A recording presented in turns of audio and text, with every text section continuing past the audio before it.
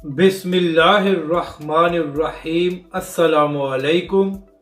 आप देख रहे हैं यूट्यूब चैनल आम सी बातें।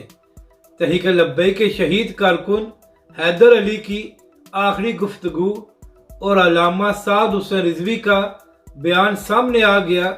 इस वीडियो में हम इसी के मुतालिक बात करेंगे।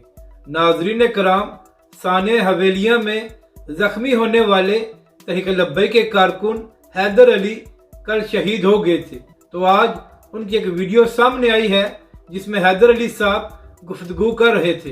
तो बात करते हुए तहरीक लब्बैक के शहीद कारकुन ने कहा कि जब मुझे गोली लगी तो मुझे कोई दर्द या तकलीफ महसूस नहीं हुआ और मुझे ऐसा लगा कि जैसे मैं फूलों की सेज पर आ गया हूँ। इसके बाद हैदर अली ने मजीद बात करते हुए कहा कि मुझे हॉस्पिटल में भी कोई मसला नहीं है और ना ही मुझे कोई तकलीफ हो रही है और मेरे मालिक ने मुझे बहुत आसानी से रखा हुआ है।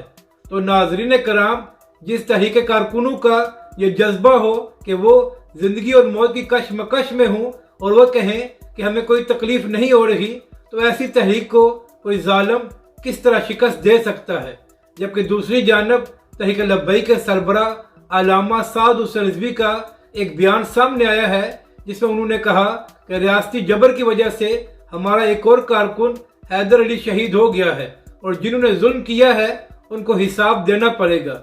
नाजरीन कराम, अगर जालिम इस दुनिया में बच भी गए तो आखिरत में उनको हिसाब देना पड़ेगा कि जिस तरह उन्होंने तहरीक लब्बैक के कारकुनों का खून बहाया और तहरीक लब्बैक पाकिस्तान पर जुल्म किया। मगर इस सब से ये बात साबित हो गई है कि अब कोई दुनिया की ताकत तहरीक लब्बैक पाकिस्तान या अल्लामा साद हुसैन रिजवी को दबा नहीं सकती और अब तहरीक लब्बैक पाकिस्तान आगे ही जाएगी।